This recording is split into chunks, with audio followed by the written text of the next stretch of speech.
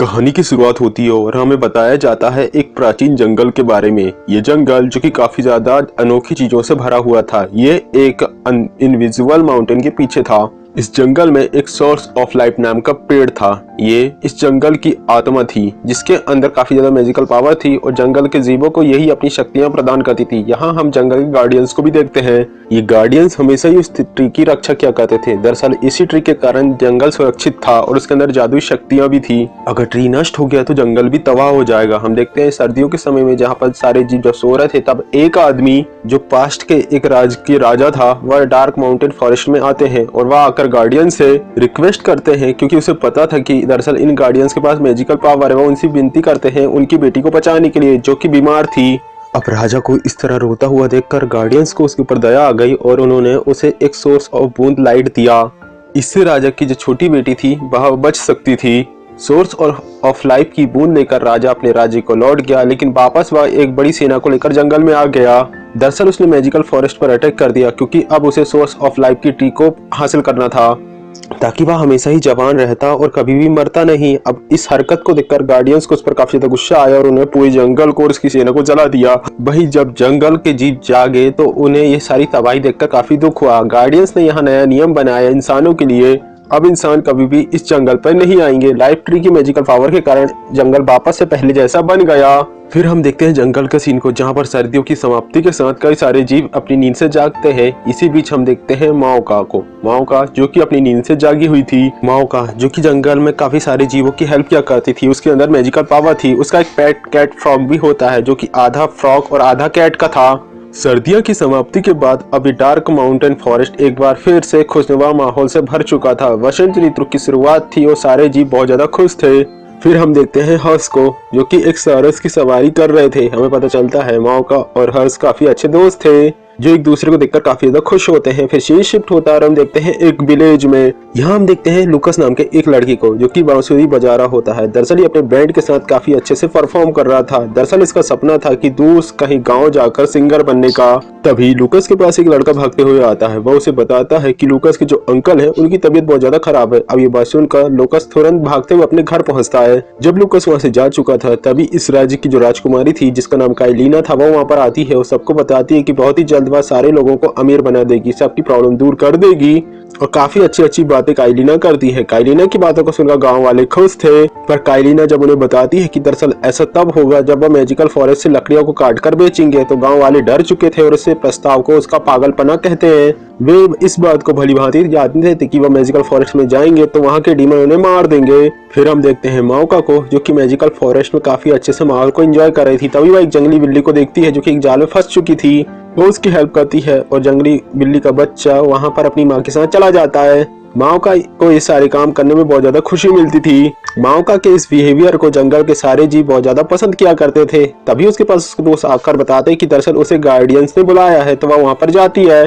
वहीं हम देखते हैं उस लेडी को जो कि लुकस के अंकल का ट्रीटमेंट कर रही थी। वह लुकस को शहर से कुछ दवाइयां लाने के लिए कहती है, पर लुकस के पास पैसे नहीं थे दवा लाने के लिए। इसके लिए वो राजकुमारी काइलिना के पास काम मांगने के लिए जाता है। उसकी बात सुनने के बाद काइलिना उसे जॉब देने के लिए तैयार हो जाती है और वह उसे अपने गार्ड्स के साथ मैजिकल ट्री की पत्तियां लाने के लिए कहती है। उसके बदले में लुकस को बहुत ज्यादा पैसे मिलेंगे और खजाना भी। लुकस अब राजकुमारी की बातों में आ चुका था और जाने के लिए तैयार हो जाता है। इसके अलावा वैसे भी लुकस के पास कोई चारा नहीं था। शीट शिफ्ट होता है और हम देखते हैं मैजिकल फॉरेस्ट के सारे गार्डियंस को जो कि एक जगह पर इकट्ठा हुए थे। हालांकि माओका जो यहाँ पर नहीं आई थी, थोड़ी देर बाद वो थोड़ा लेट आती है। वह वहाँ पर अपने दोस्तों और ट्रैप के साथ आई थी। वह उस ट्रैप को गार्डियंस को दिखाती है, जिसे देखकर सभी लोग डर चुके थे। फिर गार्डियंस यहाँ पर अपनी मैजिकल पावर का यूज करते हैं और उस ट्रैप को नष्ट कर देते हैं। गार्डियंस जिनकी बहुत ज्यादा एज हो चुकी थी, वह सभी को बताते हैं कि ज्यादा एज होने के कारण वह ज्यादा दिनों तक गार्डियंस बनकर नहीं रह सकते, इसलिए उन्हें नए गार्डियंस की जरूरत है, जिसे कि हमारी जंगल की पवित्र आत्माएं चुनेंगी। ये सारी बात जानकर जो जंगल के बाकी के स्पिरिट और क्रिएचर्स थे वह काफी ज्यादा निराश थे, क्योंकि वे गार्डियंस को बहुत ज्यादा पसंद करते थे। मैजिकल फॉरेस्ट के क्रिएचर का मानना था कि अगर फॉरेस्ट की मैजिकल स्पिरिट ने अगर किसी वीक कॉन्टिनेंट को चुन लिया यानी वीक मॉन्स्टर या सदस्य को, तो वह डिफेंस कैसे करेगा, इनकी रक्षा कैसे करेगा। इस पर गार्डियंस बताता है कि आत्माओं को पता है कौन सा अच्छा गार्डियंस बन सकता है। हम देखते हैं लूकस को, जो कि गार्ड्स के साथ मैजिकल फॉरेस्ट में आ चुका था। वही फॉरेस्ट के अंदर जो गार्ड था वह जंगली भैंसे का शिकार करने की कोशिश कर रहा था, पर लूकस उससे धक्का दे देता है और वह चूक जाता है। अब इससे डर कर जंगली भैंसों का झुंड भागने लगा था। वही जो गार्ड थे लूकस के बिहेवियर के कारण उसे डांटते हुए वहां से उसे अकेला छोड़कर चले जाते हैं, यानी लूकस यहाँ पर अकेला था। वही हम देखते हैं जंगली भैंसों के झुंड को, जो कि भागते हुए खाई की तरफ जा रहे थे। पर माओ का अपनी मैजिकल पावर का यूज करते हुए झुंड के लीडर को मैजिक करते हुए उन्हें खाई में गिरने से बचाती है। जंगली भैंसे माओका को इंसानों के बारे में बताते हैं कि वह फॉरेस्ट में आ चुके हैं, तो वह अकेले ही इंसानों से निपटने की कोशिश करती है। हम देखते हैं लूकस को, जो कि मैजिकल फॉरेस्ट में लाइफ ट्री के ट्री को खोजने की कोशिश कर रहा था, पर क्रिएचर को देखकर वह डर जाता है। अब वह ढूंढते ढूंढते जब थक चुका था तो वह एक जगह पर बैठकर बांसुरी बजाता है। वही हम देखते हैं माओका, जो कि उसे डराने के लिए यहाँ पर आई हुई थी, पर वह लूकस की बांसुरी की धुन पर मोहित हो चुकी थी, जो उसने पहले कभी नहीं सुनी। लूकस माओका को देखता है तो वह उसे फॉरेस्ट डीमन समझता है और डरकर भागता है, पर एक पेड़ की डाली से टकराकर वहीं पर बेहोश होकर गिर जाता है। यहाँ पर हंस भी आ जाता है और हंस जैसे ही लूकस को देखता है तो वो माओका को बताता है कि हमें फॉरेस्ट में गार्डियंस को इसके बारे में बताना चाहिए, इंसानों के बारे में। पर माओका उसे बताने से मना कर देती है, क्योंकि वह लूकस की हेल्प से इंसानों को समझना चाहती है। माओका हंस से हेल्प मांगती है उसकी मदद करने के लिए। वही लूकस को होश आता है तो वह उस समय एक जंगली भैंसे के ऊपर था। दरअसल माओका और हंस ने उसे बांधते हुए अपने साथ ले आया था। वही सफर में माओका और हंस जब जा रहे थे तो लूकस उन्हें बताता है कि दरअसल वह इस जंगल में लाइफ ट्री की पत्ती को लेने के लिए आया है, क्योंकि उसे उसके अंकल को बचाना है। माओका जब उसकी बातों को सुनती है तो उससे खुशी थी कि लूकस अपने अंकल के लिए ये सब कर रहा है, तो वह उसकी हेल्प करने का सोचती है। वह लाइफ ट्री की एक बूंद को लूकस को देना चाहती थी और इस काम में वह हंस से भी हेल्प मांगती है ताकि वह लूकस की हेल्प कर सके। हंस हालांकि लूका को इस काम करने से पहले ही मना कर देता है, क्योंकि फॉरेस्ट के रूल के खिलाफ वह नहीं जाना चाहता था। पर माओका जब उससे बहुत ज्यादा रिक्वेस्ट करती है तो वह इस पर ना चाहते हुए भी तैयार हो चुका था। वही वे जो गार्ड्स जो अकेले वापस लौट रहे थे उन पर जंगल की स्प्रिट अटैक कर दी है, पर जैसे तैसे वह अपने आप को बचाते हुए वहां से भाग जाते हैं। वही माओका, जो कि लूकस की धुन को एक मैजिकल पावर समझ रही थी, उसे लग रहा था कि दरअसल ये धुन कोई जादुई शक्तियां हैं जो कि उसे अपनी तरफ खींच रही हैं, पर वो उसे समझाता है कि दरअसल ये संगीत है, ना कोई मैजिकल पावर। फिर ये दोनों लाइफ ट्री की ओर बढ़ ही रहे थे और नजारे को देखते हुए जाते हैं जो काफी खूबसूरत था। तभी गार्डियंस इसके सामने आ जाते हैं। माओका उसे देखकर डर चुकी थी, क्योंकि गार्डियंस लूकस को पहचान लेते, इसलिए वह हंस की तरह उसे तैयार कर देते हैं। और गार्डियन जब उससे पूछता है तो वो उससे झूठ बोलते हैं कि दरअसल लूकस हंस का भाई है। गार्डियंस भी लूकस को हंस का भाई समझते हैं और वह उसे अपने साथ चलने को कहता है। वह उसे रात में होने वाले फंक्शन के बारे में बताते हैं, जहाँ पर आत्माएं जंगल के नए रक्षक यानी नए गार्डियंस को चुनने वाली हैं। अब यहाँ पर माओका और हंस को डर लग रहा था कि कहीं लूकस की सच्चाई के बारे में किसी को पता न चल जाए। अगर किसी को भी पता चला गार्डियंस को या स्पिरिट को, तो वो उसे मार देंगे। वही हम देखते हैं उन दोनों गार्ड्स को, जो कि एकदम फटी हुई हालत में महल में वापस लौटते हैं। तो काइलिना उस पर नाराज थी, पर हम देखते हैं काइलिना के फेस को, जिसके में झुर्रियां आने लगी थी। और जैसे ही उसे ऐसा महसूस होता है कि वह बूढ़ी हो रही है, वह अपने भागते हुए कमरे में आती है और जो लाइफ ट्री की आखिरी बची हुई बूंद थी उसे अपने फेस में लगाती है। ऐसा करने में उसके चेहरे की झुर्रियां खत्म हो चुकी थी और वह एक बार फिर से जवान थी। दरअसल उसके पास लाइफ ट्री की आखिरी बूंद भी खत्म हो चुकी थी, तो उसे उस ट्री को हासिल करना था ताकि वह हमेशा ही जवान रहे। वही हम देखते हैं मैजिकल फॉरेस्ट में, जहाँ पर पंच तत्वों की शक्तियों ने माओका को चूज किया था अपने रक्षक के रूप में। वहीं सारे के सारे क्रिएचर्स को इस बात पर यकीन नहीं था कि कहीं माओका को चुनकर उन्होंने गलती तो नहीं कर दी, क्योंकि माओका का नेचर काफी भोलापन से भरा हुआ था और उसे कोई भी मैनिपुलेट कर सकता था इजीली। वहीं इसी बात पर कुछ नोकझोंक होती है तो लूकस को ये अच्छा नहीं लगता, तो वो यहाँ पर माओका का सपोर्ट करता है। पर तभी जो उसके ऊपर का गेटअप था वह हट जाता है और उसकी सच्चाई सबके सामने आ जाती है, जिसे देखकर सभी लोग हैरान हो जाते हैं। अब लूकस को इस तरीके से प्रॉब्लम में देखकर वह लूकस के भागने में हेल्प करती है। वहीं एक रक्षक के तौर पर गार्डियंस को उसे पकड़ने का ऑर्डर देती है। वहीं जब वे सभी लोग इधर उधर थे तब माओका चुपके से जाकर लूकस को गार्डियंस बाकी क्रीचर से बचाती है।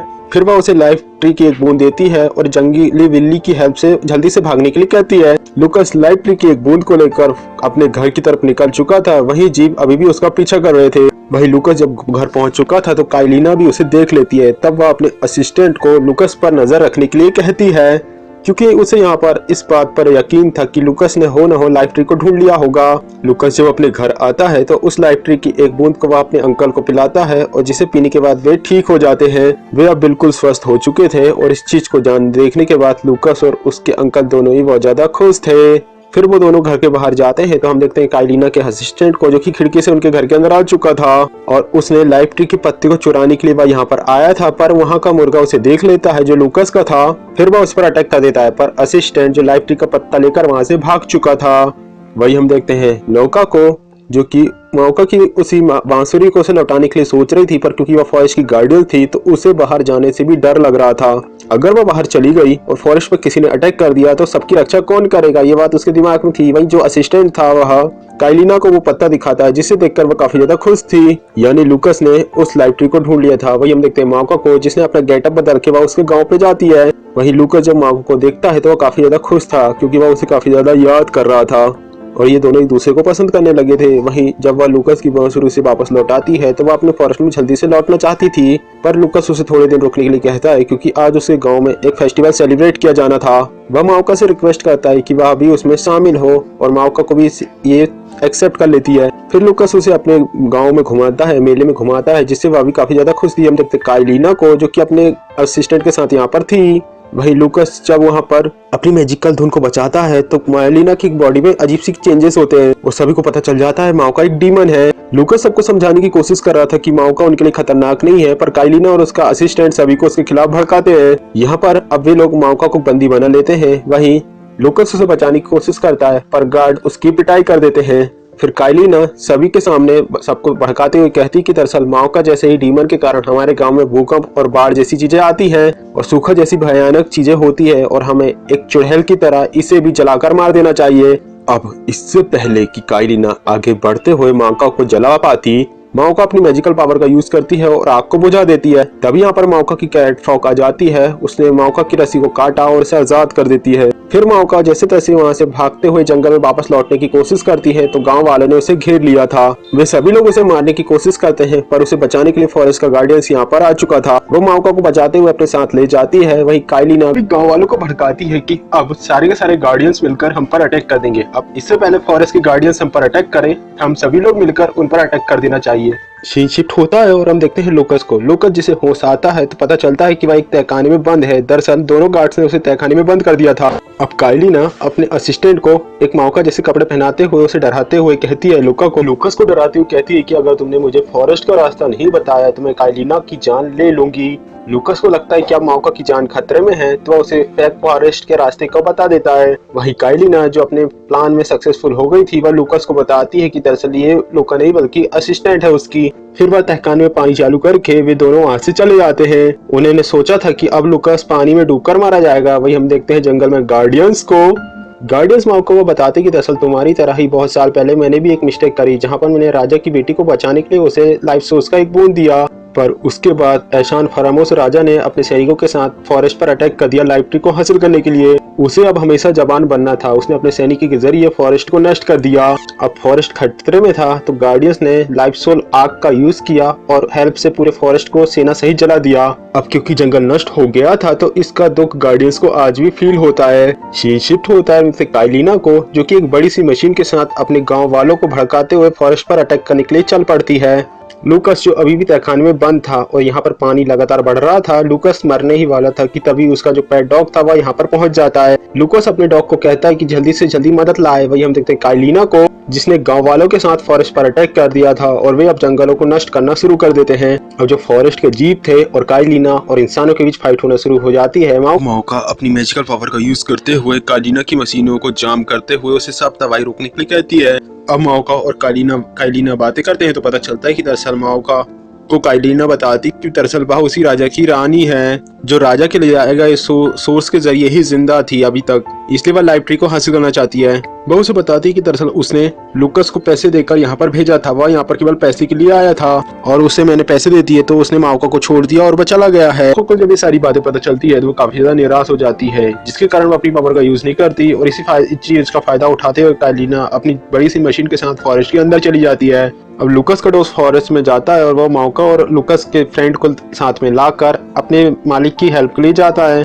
हर्ष अपने सारस की हेल्प से डॉग और फ्रॉग कैट के साथ उस तक पहुंच जाता है।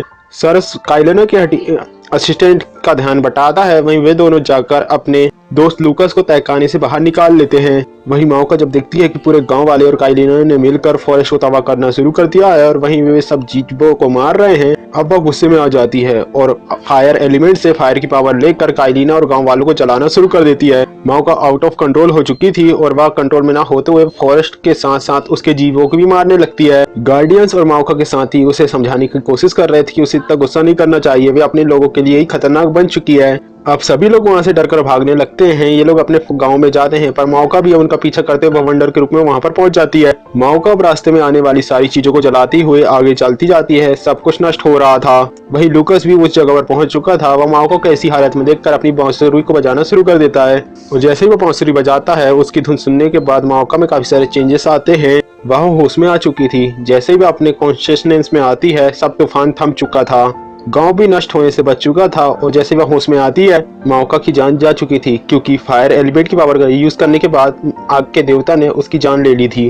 पर वे जब माओका और लूकस का आपस में प्रेम देखते हैं, वह उसे वापस से जिंदा कर देते हैं और उन्होंने तो अब लूकस को भी गार्डियंस बना दिया था और अब ये दोनों काफी ज्यादा खुश हो जाते हैं। वहीं इंसान और ब्लैक माउंटेन फॉरेस्ट के सारे गार्डियन सभी लोग मिलकर साथ में रहना शुरू कर देते हैं और आपसी प्रेम के साथ खुशनुमा माहौल के साथ इस कहानी की यहाँ पर समाप्ति होती है। आई होप वीडियो का आपको अच्छा लगा हो।